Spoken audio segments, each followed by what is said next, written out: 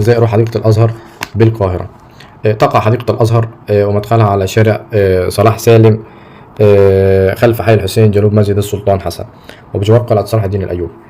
طبعا ممكن تروح بعربيتك الخاصة لو معاك عربية. يوجد هناك جراج خاص بالزائرين. طبعا إيجار عربية أو من أي أبلكيشن مثل أوبر ودرايف ودايدي وكريم الأخ يعني بالميكروباص من رمسيس خلف مسجد الفتح.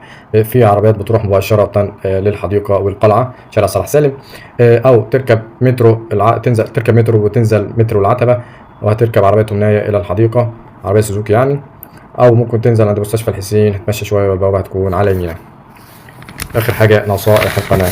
طبعا المكان مناسب جدا للعائلات والأطفال، مريح وآمن وممتع. 2 مسموح بدخول الطعام والشراب وده هيوفر عليك كتير.